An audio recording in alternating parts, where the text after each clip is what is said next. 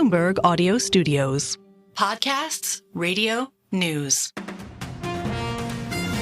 This is the Bloomberg Daybreak Europe podcast, available every morning on Apple, Spotify or wherever you listen. It's Wednesday, the 20th of November in London. I'm Caroline Hepker. And I'm Stephen Carroll. Coming up today, Keir Starmer looks to elevate the UK's status on the world stage at a G20 summit punctuated by confusion and chaos. Russia's invasion of Ukraine enters a dangerous new chapter as both sides opt to escalate. Plus, 1 million missing jobs. A new report says Britain has massively underestimated the number of people in employment. Let's start with a roundup of our top stories. Keir Starmer has used his biggest international summit since becoming Prime Minister to make the case that Britain is back and looking outward to the world again. However, Starmer's appearance at the G20 meeting in Rio de Janeiro also highlighted the many challenges facing British foreign policy. We can only make lives better for working people if we're prepared to shape the global problems that are reaching into our lives more and more. The G20 represents 85% of global GDP. So we have a shared interest here in driving up growth and investment and a profound responsibility to find solutions for the problems facing the world today. But despite the soaring rhetoric, Starmer has found himself attending a G20 summit beset by tensions as leaders failed to present a united front on issues including Ukraine and the Middle East. Questions repeatedly bubbled up about what kind of role the United States would continue to play in world affairs under President-elect Trump, with diplomats politely avoiding the term isolationist. Well, the G20 meeting has most notably been overshadowed by the latest escalatory actions from Moscow and Kyiv. On Tuesday, Ukraine launched its first attack on Russian soil with US missiles. The strike came as Vladimir Putin approved broadened guidelines on the potential use of nuclear weapons.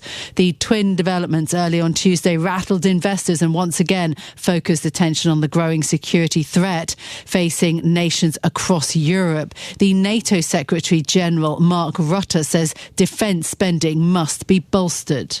Clearly the 2%, great that we have achieved it on the European side of NATO overall, but it is not enough. It is clearly not enough, so we have to also make sure that we spend more on defence to make sure that the deterrence in defence is not only there today, but also for the longer term, to make sure that we can defend ourselves. NATO's Mark Rutte speaking there. Adding to the sense of unease, 2 undersea data cables connecting Finland and Germany were damaged earlier this week. Governments in the region have repeatedly reported cyber attacks, disinformation and incursions by Russian jets and have warned that they will be under threat if Putin secures victory in Ukraine. Former Hong Kong newspaper titan Jimmy Lai has testified in court for the first time on his trial on national security charges. The 76-year-old dismissed the idea of advocating for the city's independence from China as crazy and downplayed his foreign ties. He's been detained on these charges for almost 4 years. Our China correspondent Min Lo is at the court. He mentioned that he started Apple Daily, that pro-democracy newspaper that was forced to shut down in 2021. He started it because it reflects the core values of Hong Kong, which he said are freedom of assembly, freedom of speech, freedom of religion, the rule of law, and the pursuit of democracy. And that's interesting given that we know the national security law imposed by Beijing is a very broadly worded legislation. That's our China correspondent Min Lo. Beijing has accused Lai of providing funding to pro-independence forces, a cause he previously told Bloomberg Television that he's never supported. A guilty verdict would likely further inflame Hong Kong's political relationships. Donald Trump has vowed to ask China's Xi Jinping to free Lai, and the UK Prime Minister Keir Starmer voiced concerns about his case at this week's G20 summit. Now to US politics. Donald Trump has appointed Howard Lutnick to head the US Commerce Department in an administration that will likely be shaped by sweeping tariff hike proposals. The Cantor Fitzgerald CEO is one of Trump's most prominent Wall Street backers and is co-chair of his transition team. The decision comes as the president-elect continues to weigh his choices for the position of Treasury Secretary. Bloomberg's Nancy Cook says Lutnick had previously wanted that role. There was a ton of infighting over the position last week. We reported that, Howard Lutnick was really going for it and lobbying and asking allies to call Trump and make the case for him. Scott Bessent was doing the same. Trump became very irritated with this and basically now is widening the search and looking for, a third party to fill that job. Our senior national political correspondent, Nancy Cook, speaking there. A Treasury Secretary announcement may come soon, sources tell Bloomberg. Trump's team has discussed placing former Fed Governor Kevin Walsh in the role, with hedge fund manager Scott Bessent leading the National Economic Council. Bloomberg senior Washington correspondent Saleha Mohsin says it's a complicated decision. We still don't know who is going to be Treasury Secretary, and I don't see how Trump can decide what the rest of the team can look like until he's filled and decided on a candidate for that very key post. We know what his economic agenda is. We know that he wants to go very strong on tariffs, and he wants a Treasury Secretary with Wall Street pedigree who will carry forth and implement an agenda that is heavy on protectionism. Bloomberg's Saleha Mohsin there. Trump also picked celebrity doctor Mehmet Oz to lead the Centers for Medicare and Medicaid Services, and Linda McMahon, the one-time CEO of World Wrestling Entertainment, as his nominee for Education Secretary. The UK has underestimated the number of people in work by almost 1 million, according to new research. The report by the Resolution Foundation think tank suggests that the employment rate has bounced back to pre-pandemic levels and that worker inactivity is lower than thought. The calculations could have significant implications for the Bank of England. Speaking yesterday, Governor Andrew Bailey again highlighted the importance of the labour market to its decision-making. One of the important elements of the budget for us is how this increase in the cost of employment then plays through.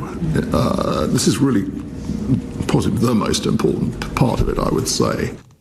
Bailey and other Bank of England policymakers have warned that problems with the official employment data, the ONS Labour Force survey, have made their calculations harder. He added that the government's tax rises support the Bank of England's gradual approach to easing interest rates. The world's most valuable company reports earnings later today. Options trading suggests that Nvidia's quarterly results are now the most important market catalyst left this year. Research from Barclays says that it will be more important even than the Fed's December rate decision. Advisors Capital Management partner and portfolio manager Joanne Feeney explains why traders are looking to Nvidia. We do see that company as having the potential to continue abnormally high growth rates for several years to come, given the demand that we're seeing for AI application capabilities and the uptake that we're seeing in companies really across the spectrum, from healthcare to industrials to software. So there's always room for hiccups, but we do see the long-term prospects of NVIDIA to be really robust. Feeney's mention of quarterly hiccups comes as Wall Street revenue estimates span an $8 billion range. That reflects the uncertainty, even if the chip giant can meet what its CEO has called, quote, insane demand. So that's from Nvidia. Well, those are your top stories on the markets. US equity markets yesterday recovered from the risk-off move, reversing earlier losses driven by that escalation in Russia's war against Ukraine. The S&P 500 finished up by 0.4%. The Nasdaq rising 0.7%. Nvidia shares actually soaring close to 5% ahead of their earnings report. Later, the euro recovering after falling by as much as 0.7% over those geopolitical tensions. It's slightly weaker today at 105.84 against the dollar. Gold rose by 0.8% yesterday. Bitcoin also hit fresh all-time highs of above 94,000 before easing to around 92,000 today. Asian stocks in trading today are mixed. The MSCI Asia Pacific Index is 0.6% lower. Well, in a moment, we'll have more on the G-20 gathering in Rio and also how events in Ukraine dominated that event with our EMEA news director, Rosalind Matheson. Plus, Hong Kong's former newspaper titan, Jimmy Lai, has been testifying in court against national security charges. Bloomberg's Jenny Marsh will bring us details on his testimony after he has reportedly spent 4 years in solitary confinement. But first, another story that caught our eye this morning, the prospect of fast food at 35,000 feet. I don't know if you've ever been mid-flight and craved a burger. It's not really something that I have to say has come up in my travels, but it is something now that first-class customers on Delta will have the option of getting a Shake Shack burger mid-flight. I like that. Look, it's very common in the US where people go, east to west coast, west to east, etc., and they take their favourite snack on board usually. I must admit, I'm probably one of those people on the plane that doesn't like the smell of fast food, but hey-ho. I did think about that. I mean, I actually thought that all food on planes was calculated to not disturb fellow passengers. Anyway, this is something that is being tried out by Delta, and something that I didn't know is that apparently it has been done before. United Airlines previously partnered with McDonald's in the 1990s to offer burgers on your flight.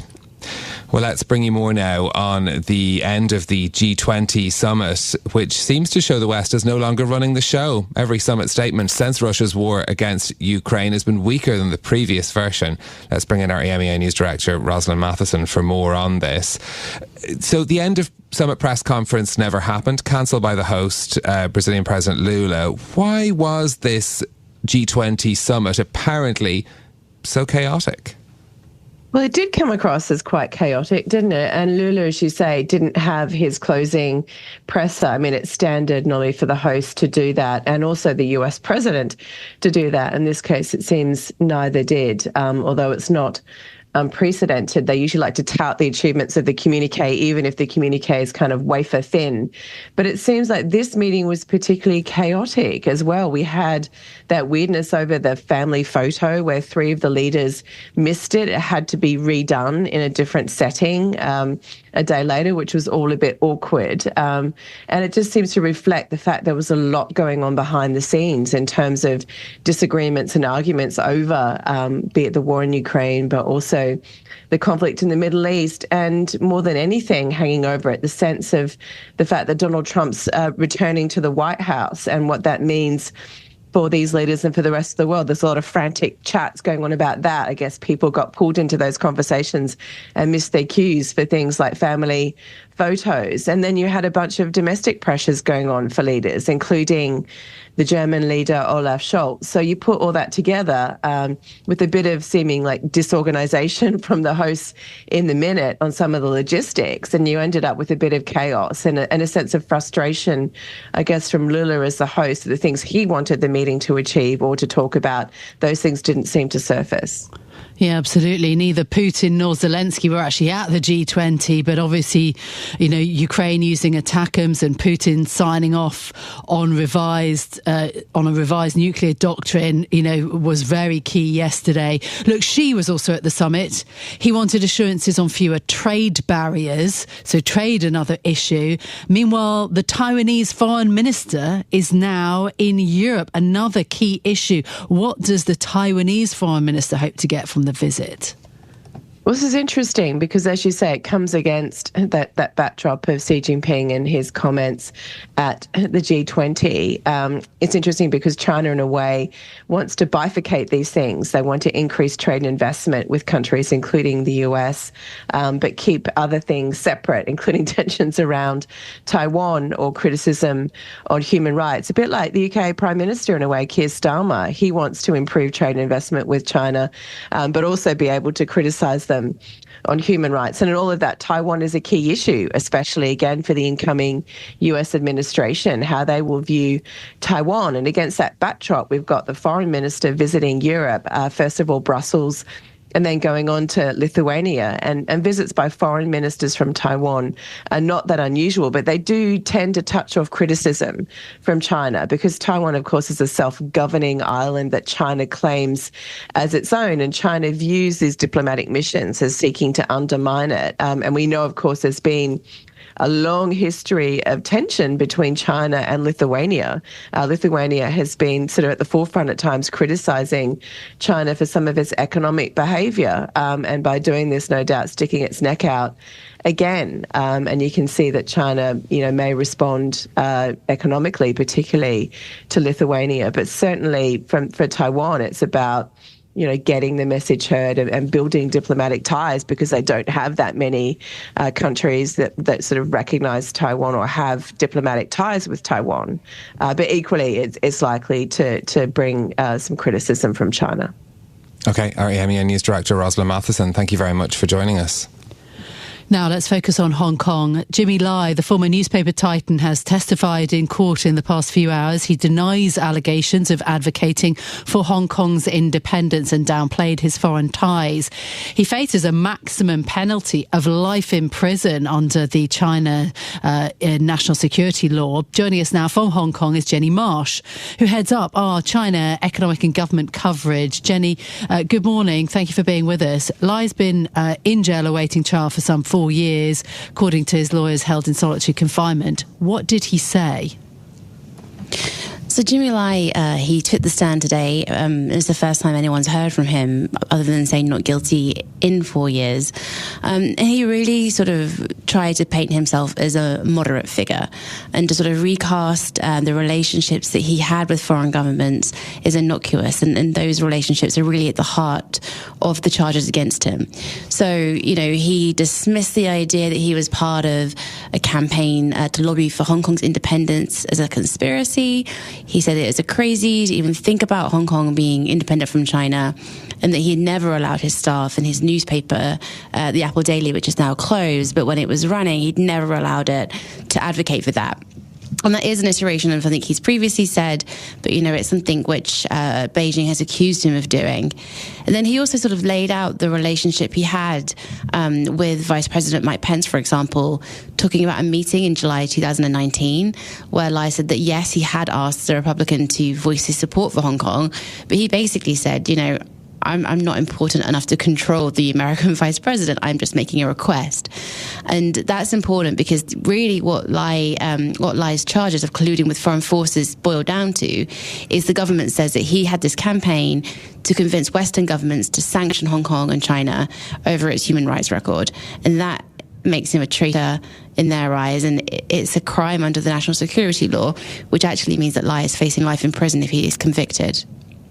And Jenny, this is the latest in a string of cases we've had just this week. Some 40 people convicted in sentences that were handed down yesterday.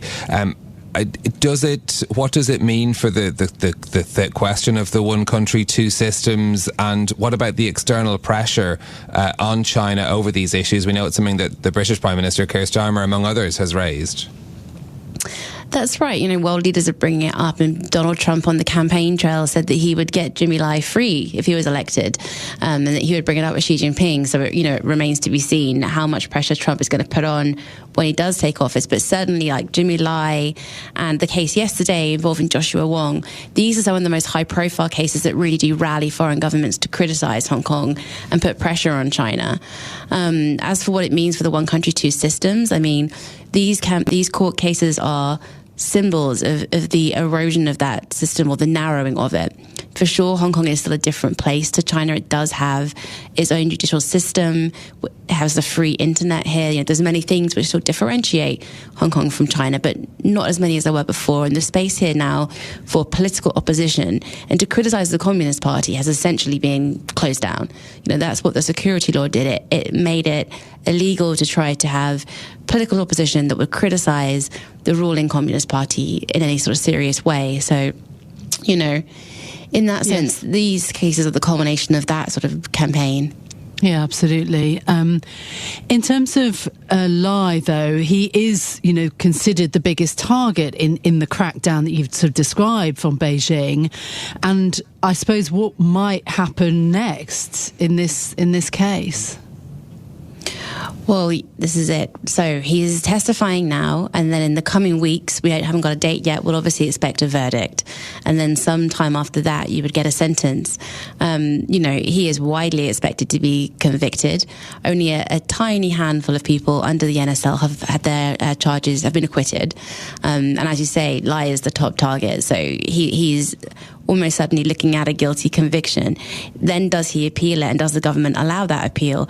I mean, his international legal team was sort of floating the idea that they could strike some sort of prisoner swap after the release of Evan Gershkovich. But, you know, who China would swap him for and whether they would even entertain such a swap, you know, there's a lot to be answered around that still. So, you know, it's not over until he actually has that verdict. But for now, I think it's just interesting to hear what he has to say. This could be one of the last times that we ever hear from Jimmy Lai if he is convicted. He's 76 years old, so if he gets life in jail, he's unlikely to walk free again. This is Bloomberg Daybreak Europe, your morning brief on the stories making news from London to Wall Street and beyond. Look for us on your podcast feed every morning on Apple, Spotify and anywhere else you get your podcasts. You can also listen live each morning on London DAB Radio, the Bloomberg Business app and Bloomberg.com. Our flagship New York station is also available on your Amazon Alexa devices. Just say, Alexa, play Bloomberg 1130. I'm Caroline Hepker. And I'm Stephen Carroll. Join us again tomorrow morning for all the news you need to start your day, right here on Bloomberg Daybreak Europe.